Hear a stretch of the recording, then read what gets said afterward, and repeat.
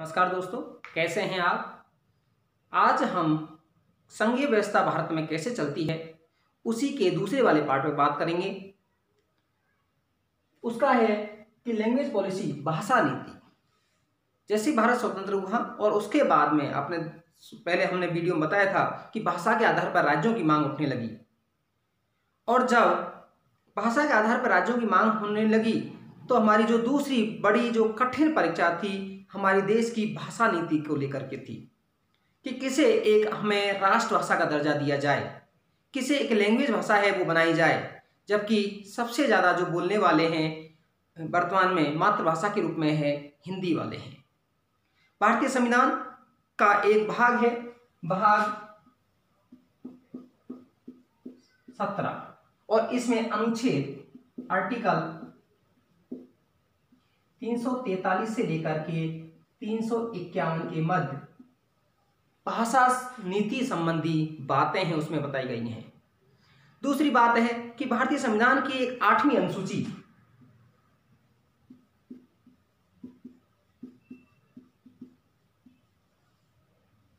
जिसमें वर्तमान में 22 भाषा हैं,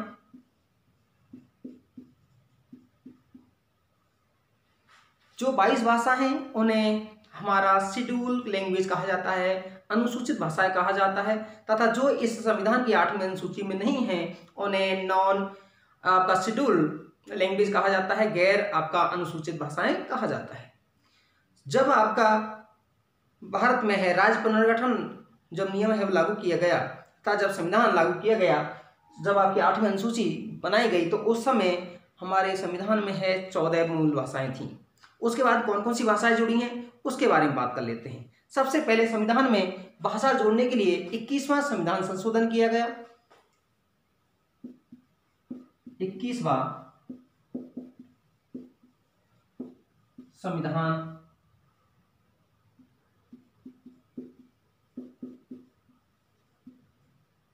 संशोधन, और यह किया गया 1967 में। 67 से ही हमारी एक भाषा है, वो भाषा कौन सी है उस पर हम बात कर लेते हैं।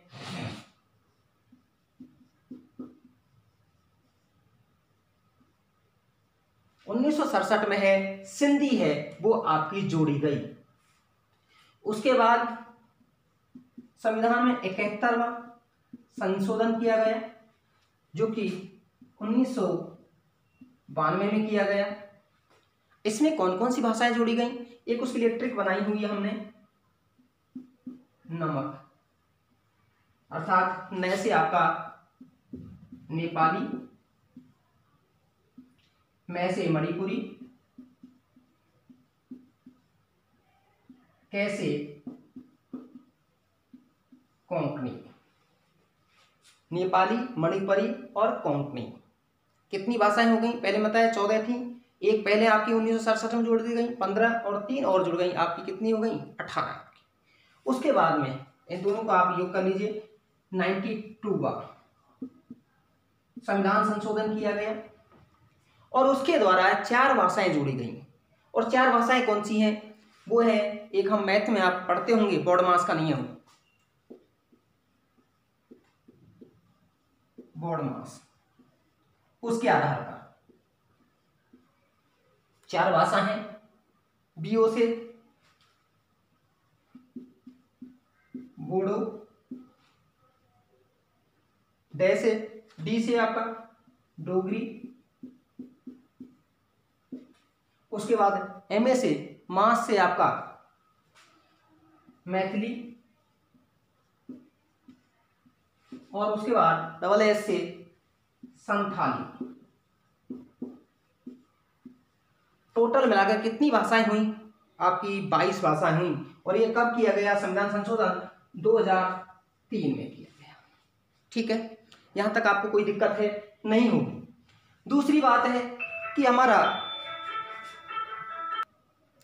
इन जो 22 भाषा हैं जो केंद्रीय सेवाओं के लिए होने वाली प्रतियोगी परीक्षा के लिए कोई व्यक्ति है इन भाषाओं में से कोई भी माध्यम चुन सकता है और अपना परीक्षा है दे सकता है।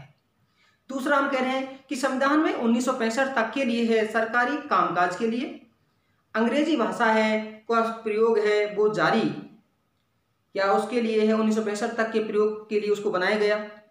लेकिन जो हिंदी भाषी क्षेत्र थे, खासकर है दक्षिण भारत के राज्य जिसमें तमिलनाडु है, आपका आंध्रा है, आपका जो आपका केरल है, कर्नाटक है और खासकर है तमिलनाडु में है, इसके लिए तीव्र विरोध प्रदर्शन हुआ और वहाँ पर मांग थी कि आपका अंग्रेजी को भी है कामकाजी भाषा अर्थात ऑफिशियल लैंग्वेज के रूप में है इसको बनाया जाए।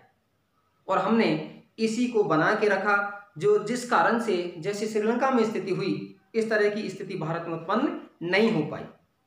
दूसरा है कि हमने 1963 में जब ये मांग उत्पन्न हुई तो हमने 1963 में है एक आपका राजभाषा अधिनियम बनाया गया, जिसके 1965 में उसे लागू किया गया, जिसमें अंग्रेजी हिंदी के साथ साथ अंग्रेजी को भी ऑफिशियल लैंग्वेज है आपका बनाया गया।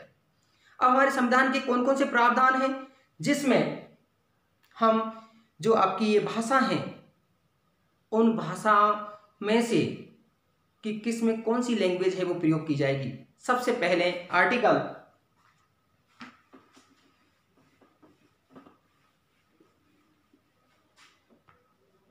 पहला है आर्टिकल 343, जिसमें देश की एक ऑफिशियल लैंग्वेज होगी, आधिकारिक भाषा होगी।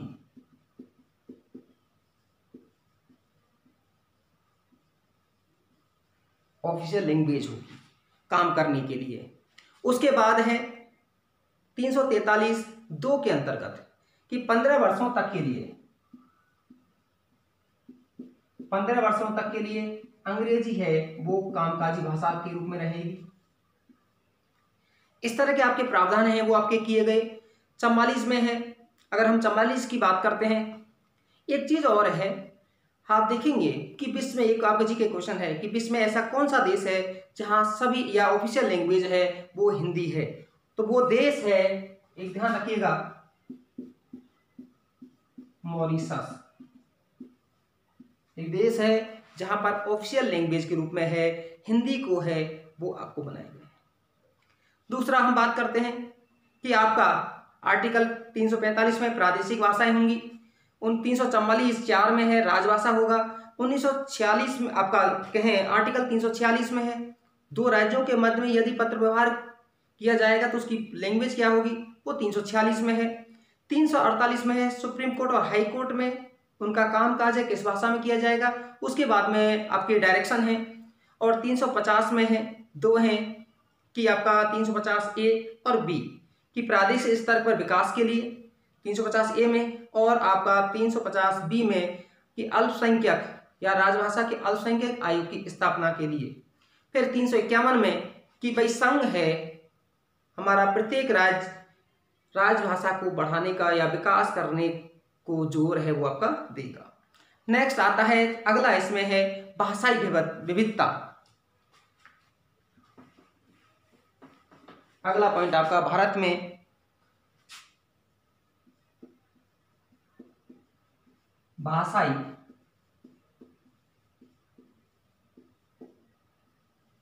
विविधता।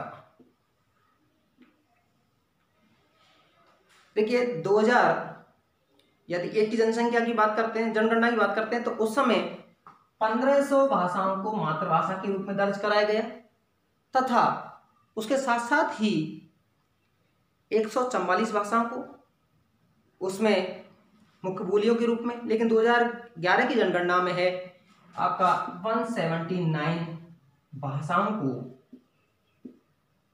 दर्ज कराया गया तथा 544 बोलियों को दर्ज कराया गया।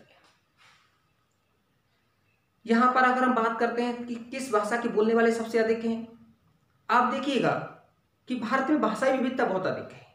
भारत में हिंदी भाषी राज्य जो आपकी 9 राज्य हैं, एक केंद्र शासित प्रदेश है, उन हिंदी भाषी राज्यों में कौन कौन से हैं, हम ऊपर से चलते हैं। हिमाचल प्रदेश के नीचे जैसे आते हैं आपका तो साउथ ईस्ट वाले पार्ट में उत्तराखंड से चलेंगे उत्तर प्रदेश, फिर उसके बाद बिहार, झारखंड के जस्ट आएंगे नीचे की तरफ, वेस्ट की तरफ है साउथ और वेस्ट की तरफ तो छत्तीसगढ़, उसके साथ में लगा हुआ मध्य प्रदेश के पास ही उसके नॉर्थ वेस्ट की तरफ है हमारा राजस्थान के साथ ही अगर हम बात करते हैं हरियाणा और एक केंद्र शासित प्रदेश दिल्ली, ये राज्य हैं जो हिंदी भाषी राज्य हैं। अंग्रेजी भाषा की बात करते हैं तो साउथ वाले राज्य, और आपका नॉर्थ ईस्ट में है नागालैंड है, मणिपुर है, मिजोरम है, जहां पर अंग्रेजी है कामकाजी भाषा के रूप में काम उपयोग की जाती है। बाकी राज्य हैं वहां पर हिंदी है वो आपकी दूसरी प्रमुख भाषा के रूप में उपयोग की जाती है, जहां क्षेत्रीय भाषा का उपयोग किया जाता है, जैसे गुजरात है, महाराष्ट्र है आपका, ठीक है। वो ऐसे राज्य हैं, आपका तमिलनाडु, आपका इसको कहें आंध्रा है, कि वहां पर क्षेत्रीय, केरल है जहां पर क्षेत्रीय भाषाओं का भी उपयोग है आपका किया जाता है। इस तरह की भाषा विविधता है। अब हम देखेंगे कि भारत में भाषा बोलने वाले, भारत में सबसे ज्यादा जो भाषा बोलने वाले हैं वो 41%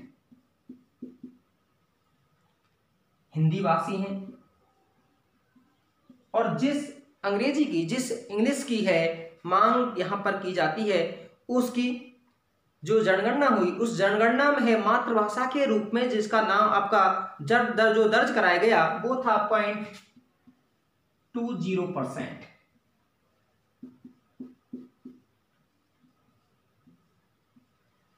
अब हम अधिक से कम की ओर चलते हैं कि सबसे ज्यादा भाषा बोलने वाले हमने बताया है हिंदी भाषी हैं। हिंदी के बाद चलते हैं हम कि भाई दूसरी जो भाषा है वो कौन सी है, वो है हमारी बांग्ला सेकंड नंबर पर। तीसरे नंबर पर हम बात करते हैं तो आपका तेलुगु। अगली जो बात करते हैं मराठी, मराठी के बाद में है तमिल, तमिल के बाद है उर्दू, उर्दू के बाद हम बात करते हैं गुजराती, और गुजराती के बाद कन्नड़, और कन्नड़ के बाद मलयालम, और मलयालम के बाद उड़िया, और उड़िया के बाद पंजाबी। अर्थात सबसे ज्यादा बोलने वाले हिंदी, उसके बाद बांग्ला, फिर तेलुगु, फिर मराठी, फिर तमिल, फिर उर्दू, फिर गुजराती, फिर कन्नड़, फिर मलयालम, फिर उड़िया, पंजाबी। इस तरह से आपका सीरियल है। सबसे कम वो बोलने वाले हैं तो वो आपके संस्कृत बोलने वाले हैं।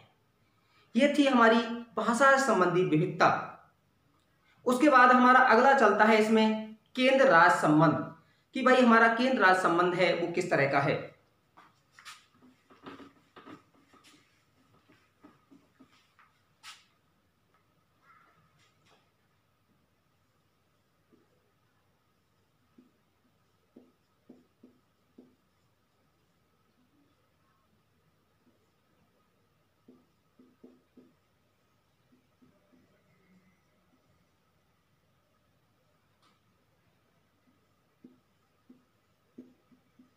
सेंटर स्टेट रिलेशन, कि केंद्र राज्य संबंध है देश में है वो किस तरह से हैं, उस पर हम बात करते हैं। सबसे पहले देखिए केंद्र राज्य संबंध की बात करते हैं तो ये हमारा यूपीएससी और स्टेट पीसीएस में है, दोनों में ही आपका एक डिटेल से टॉपिक है। केंद्र राज्य संबंध हम शुरुआत से, जब भारत स्वतंत्र हुआ, अब पता होगा कि यहाँ पर पार्टियां तो बहुत सी सारी थीं, लेकिन एक ही दल की सरकार है केंद्रों में और राज्यों में थी। जब केंद्र और राज्यों में एक ही दल की सरकार थी तो वहां पर कोई समस्या उत्पन्न नहीं हुई। समस्या उत्पन्न है कब हुई, जब केंद्र में अलग से आपकी सत्ता, जो सत्ता दल है या सत्तारूढ़ पार्टी है, और राज्यों में सत्तारूढ़ पार्टी है वो आपकी अलग है हुई। उसके बाद जब उन्होंने अपनी स्वायत्ता की मांग करने लगे तब है वो उनमें आपस में टकराव है उत्पन्न हुआ। एक उससे पहले हम चलने से पहले हम थोड़ा सा और देख लेते हैं कि भारत की जो शासन व्यवस्था है, क्योंकि हमने बताया हमारे यहाँ फेडरल सिस्टम ना होकर के यूनियन सिस्टम है, जिसमें कुछ विशेषताएं संघात्मक फेडरल सिस्टम की हैं और कुछ विशेषताएं हमारी एकात्मक व्यवस्था हैं, यूनिटरी सिस्टम की हैं। जैसे शक्तियों का बंटवारा है, हमारा राज्यसभा का दूसरे सदन के रूप में होना है, स्वतंत्र न्यायपालिका है, संघात्मक व्यवस्था के रूप में है। लेकिन जब विशेष परिस्थिति आती है तो हमारी संविधान की विशेषता है वो हमारी केंद्र की ओर झुक जाती हैं, जैसे आपातकाल के समय। या हम वैसे देखते हैं जो 7वीं अनुसूची में है, आप विषय भी देखे होंगे, यूनियन लिस्ट में 100 सब्जेक्ट्स थे, अर्थात वहां पर विषयों का झुकाव भी केंद्र सरकार की ओर है। जैसे ही आपका 1977 का जब आपकी यहाँ पर सत्तारूढ़ के रूप में है या सत्ता पर है, काबिज है, जनता पार्टी है, उसकी सरकार बनी। उससे पहले देखे होंगे कि 1967 या हम कहें चौथे आम चुनाव के वक्त कुछ राज्यों में जो दूसरे दल की सरकारें थीं वहाँ पर आर्टिकल 356 के तहत है बहुत सारी राज्य सरकारों को है वो बर्खास्त किया गया। ये प्रवृत्ति है बनी रही। जब जनता पार्टी आई तो उन्होंने भी वहाँ पर यही काम किया। फिर उसके बाद में है कांग्रेस पार्टी आई तो उन्होंने ये काम किया। अर्थात इसी तरह का है, अर्थात विरोधी दल की सरकार को है बर्खास्त करने का काम है वो आपका चलता रहा। और ये आपका 90 के दशक से पहले तक है ये स्थिति है और गंभीर हुई। आप देखेंगे कि आपका 1990 के बाद है स्थिति में काफी परिवर्तन आया। आप देखेंगे 1989 आप देख एक साल के लिए आपके 2 प्रधानमंत्री रहते हैं। उस समय बीपी सिंह है, चंद्रशेखर है। अर्थात जब उस संस्कृति में है काफी बदलाव आया। जब क्षेत्रीय दलों का उभार हुआ, तो वहां समझौते के साथ है काम करने लगे और वहां केंद्र और राज्यों के संबंध है थोड़े से प्रगाढ़ होने लगे और एक गठबंधन की सरकार का गठन होने लगा। गठबंधन की सरकार क्या किसे कहते हैं? Coalition government.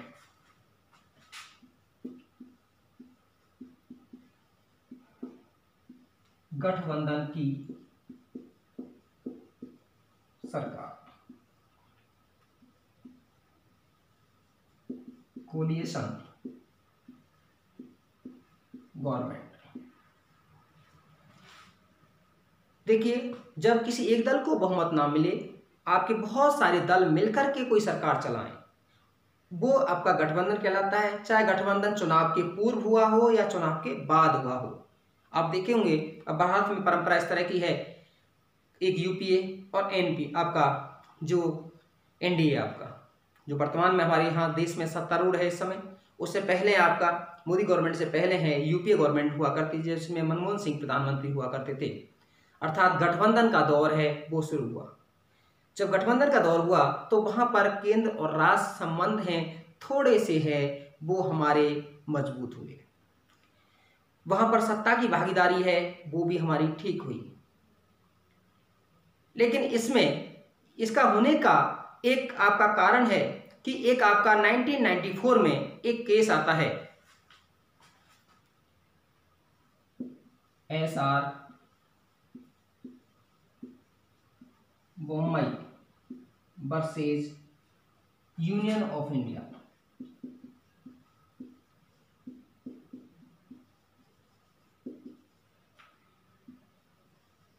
SR बम्बई बनाम भारत संघ और ये आपका डिसीजन आया 1994 का। ये सबसे महत्वपूर्ण आपका निर्णय था सुप्रीम कोर्ट का। इस निर्णय में कहा गया कि जो आपकी भारत की संघात्मक व्यवस्था है, भारतीय संविधान का मूल ढांचा है, अर्थात basic structure of the constitution है। अब बेसिक स्ट्रक्चर का कॉन्सेप्ट कहां से आया? जब 1973 में केशवानंद भारती, आपका 24 अप्रैल 1973 को एक जजमेंट आया था, अब तक की सबसे बड़ी बेंच, आपकी संवैधानिक बेंच, 13 जजों की एक बेंच के द्वारा एक निर्णय दिया गया जिसमें संविधान के मूल ढांचे की संकल्पना दी गई।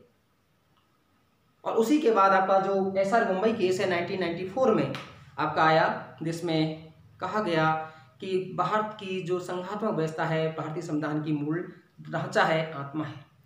मामला क्या था कि 1988 में है कर्नाटक, क्योंकि ये SR मुंबई है, कर्नाटक के CM थे,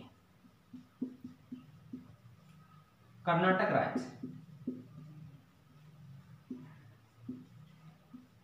और 1988 में है कर्नाटक में चुनाव हुए। वहां जब एक दल को सरकार आपका समर्थन, आपका ये कहें बहुमत नहीं मिला, मेजोरिटी नहीं मिली, वहां पर जनता पार्टी की सरकार थी, जनता पार्टी और लोक दल थी। उन दोनों ने है आपस में समझौता किया और उन्होंने एक दल बनाया और वो दल था जनता दल।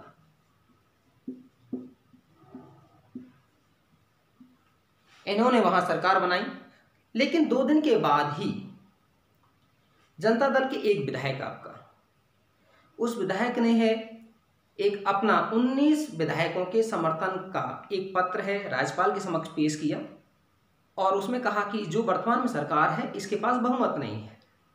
राज्यपाल ने रिपोर्ट बना करके राष्ट्रपति को भेजी और राष्ट्रपति के आपकी रिपोर्ट के आधार पर है केंद्र सरकार ने है वहां की सरकार को बर्खास्त कर दिया। लेकिन जैसे इस घटनाक्रम के कुछ ही दिन बाद जो 19 लोगों जो विधायक थे जिनके समर्थन की बात है जो सरकार गिराने के लिए की गई थी, उन्होंने कहा कि हमने ऐसा कोई समर्थन पत्र नहीं सौंपा है, ना ही हमने कोई हस्ताक्षर किए हैं। उसी को आधार बना करके है SR बम्बई ने है वो केस है सुप्रीम कोर्ट में किया, जो कि आर्टिकल 356 को लेकर के था, क्योंकि आर्टिकल 356 का दुरुपयोग है वो बहुत अधिक हुआ था, कई दफा आपका हुआ है। और उसके बाद है सुप्रीम कोर्ट ने है 1994 में है उसमें निर्णय सुनाया और निर्णय में कहा कि जो भारतीय संविधान की संघात्मक व्यवस्था है, भारतीय संविधान का मूल स्वरूप है, मूल ढांचा है, उसके साथ यदि कहीं पर आर्टिकल 356 लगाया जाता है तो सरकार है उसका सुप्रीम कोर्ट है या न्यायपालिका है उसकी सुनवाई कर सकती है तथा जिन आधार पर वहां पर राष्ट्रपति शासन लगाया गया है उनको उन तथ्यों और आंकड़ों को है आपका न्यायपालिका अपने पास मंगा सकती है और उसका परीक्षण कर सकती है। लेकिन इस घटनाक्रम के बाद कुछ हद तक है उन केंद्र राज्यों के संबंध है वो ठीक हुए, लेकिन ये आपका जो राष्ट्रपति शासन लगाने की घटना है वो कम नहीं हुई।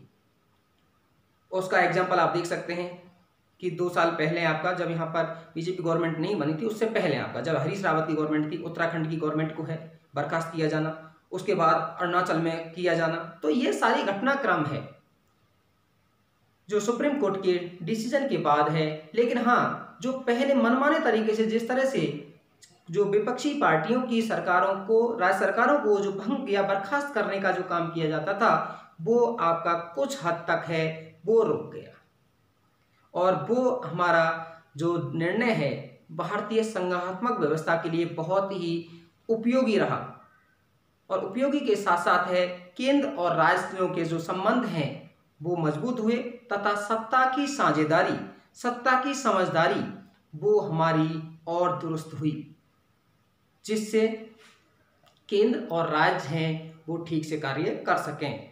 धन्यवाद। कैसा लगा आपको? आप ज़्यादा ज़्यादा इसको लाइक, शेयर और सब्सक्राइब कीजिए। आप अपने दोस्तों में, स्टेट गवर्नमेंट वालों में भी और जो जितने भी प्रतियोगी परीक्षा की तैयारी करने वाले हैं उन सभी के लिए है इसको शेयर कीजिएगा। धन्यवाद।